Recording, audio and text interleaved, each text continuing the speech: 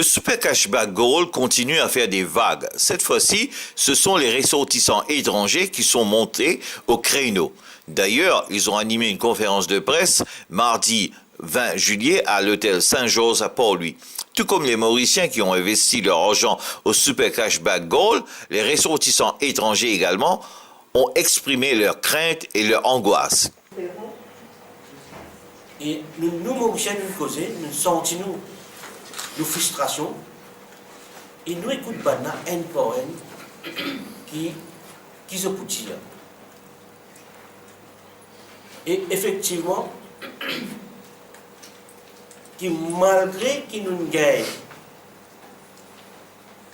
arrestation, malgré qu'il remette la loi totale au nous, malgré qu'il nous gagne intimidation, mais ça peut démontrer que la marche à suivre, la lutte continue et pas faire nous perdre.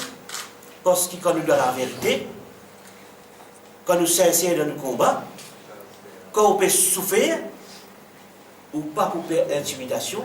Je m'appelle Jean-Bruno Paquien, je suis français. J'ai vécu à l'île Maurice de septembre 2003 à septembre 2013.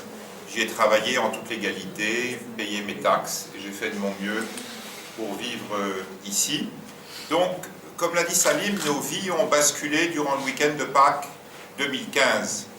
Le brutal démantèlement de la BAI et de Brammer Assets Management, pour ne citer que ces deux compagnies des activités détenues par Daoud Rawat, a précipité des milliers de familles dans la stupeur, pour commencer, la grande surprise, le désarroi et l'angoisse au quotidien. Victimes d'un chaos indescriptible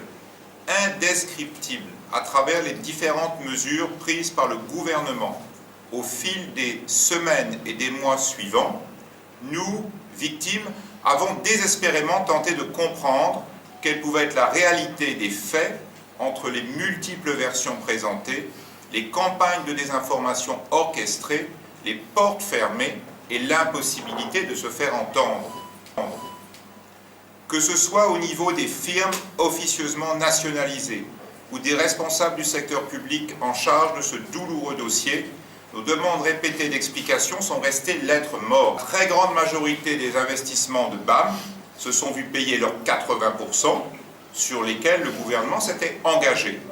Nous en sommes heureux et nous devons reconnaître là une action louable de la part des autorités. Néanmoins, certains groupes sont encore laissés sur le bas-côté de la route, et notamment les personnes ne détenant pas la nationalité mauricienne. À ce jour, il semblerait qu'aucun ressortissant étranger n'ait été indemnisé par le gouvernement et que la très grande majorité d'entre eux se voient référés à la Financial Investigation Unit, FIU. FSC était l'organisme régulateur qui a grandement failli dans son rôle de chien de garde sous le précédent gouvernement. Nous tous, détenteurs de produits à la BAI et chez Brammer, avons déjà été insultés par l'ancien ministre des Finances lorsqu'il a annoncé publiquement, et la vidéo se trouvait à l'époque sur Facebook, qu'il y avait beaucoup d'argent dans du trafic de drogue et de la prostitution.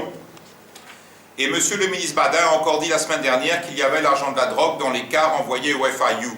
Ces propos hautement diffamatoires, visant à nous humilier et à nous décrédibiliser auprès de l'opinion publique, sont bien évidemment totalement faux pour l'immense majorité d'entre nous. Je suis rendu au NPFL hier dans l'espoir de recevoir quelques lumières dans cette pénombre totale qui est la nôtre aujourd'hui.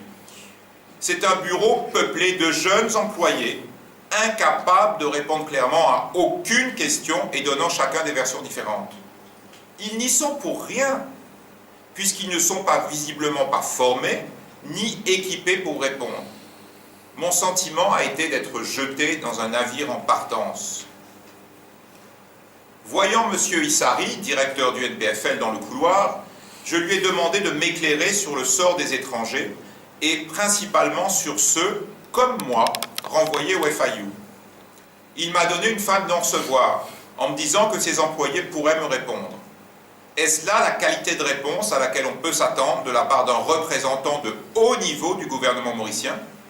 Est-ce ainsi que les investisseurs vont continuer à s'intéresser aux sollicitations de la BOI à travers le monde?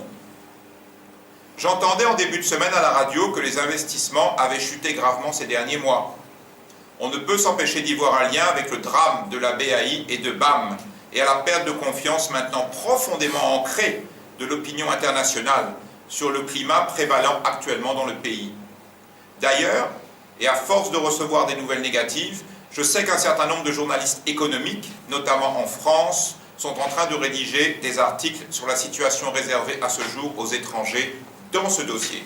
On appelle donc aujourd'hui à Monsieur le Premier ministre, Sir Anirudh Jugnauth, et à son ministre de tutelle, Monsieur Roshi Badin, rendez-nous notre dignité et notre paix. Au-delà de toutes les douleurs vécues ces derniers mois, le manque absolu de communication est venu poser dans nos vies aussi lourdement que les pertes financières. Nous en avons assez d'être confrontés à un mur du silence et à devoir subir toutes sortes d'avanies. Les étrangers ne sont ni des voleurs, ni des citoyens de seconde zone. Ils doivent être traités avec équité et justice. Il en va de l'honneur de l'île Maurice, de ses dirigeants et du peuple mauricien. Beaucoup de gens n'ont pas été remboursés. Pourquoi est-ce qu'on les a pris? On les a mis sur des tiroirs dans lesquels ils vont peut-être pas en sortir, sur la FIU. Pour quelle raison? Nous, on a donné nos documents au départ pour la vente de la maison, c'était facile. On nous a dit que le dossier était bon. On nous a fait le premier paiement de 500 000. Maintenant, on nous dit plus rien. Il n'y a plus aucune communication. On ne sait pas quand est-ce qu'on y va toutes les semaines pour voir. Non, on n'est pas dans la liste des gens payés. Pourquoi? On ne sait pas. On est à la FIU. Pourquoi on est là-bas? On ne sait pas. Est-ce qu'il faut donner des documents? On ne sait pas. Personne ne sait rien.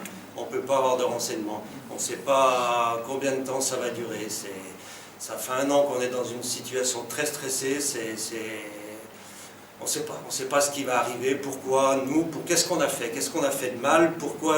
la seule chose qu'on peut nous reprocher, c'est d'aimer l'île Maurice. Et ça, on l'aime, on a décidé d'investir toutes nos économies là. Alors pourquoi est-ce qu'on est traité comme ça? C'est incompréhensible. Comme tout le monde qui a un cœur, qu'on soit étranger, mauricien, blanc, noir ou rouge, nous souffrons tous. Il y a beaucoup qui ont été payés, et ça c'est bien, je remercie le gouvernement pour ça, mais il faut que tout le monde soit heureux, parce qu'on on investit à Maurice pour qu'on ait une vie paisible, la joie, mais ce n'est pas le cas aujourd'hui. Donc je demande aux personnes concernées de mettre la joie dans le cœur de tout le monde. Et tout à fait inacceptable, c'est qu'à ce jour,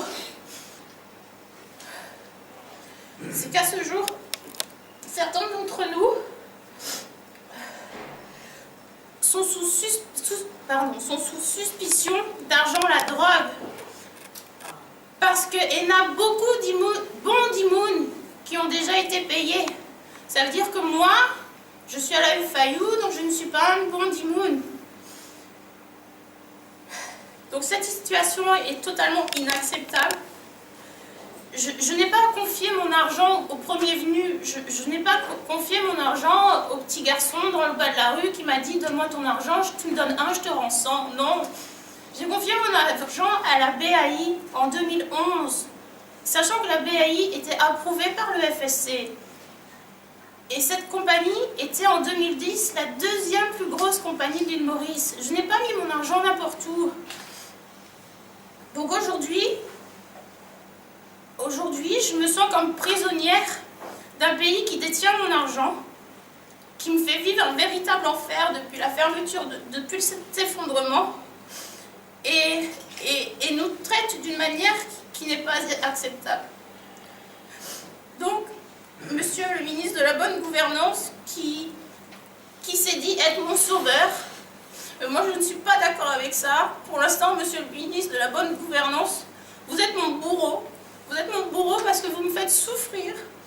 Et donc je ne vais pas bien.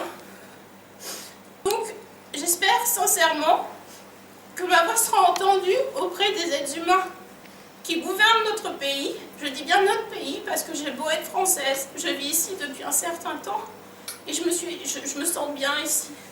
Et donc j'espère sincèrement aussi que le gouvernement va honorer les promesses qui nous ont données et qu'ainsi l'île Maurice sera digne de cette bonne gouvernance. Je vous remercie. Merci.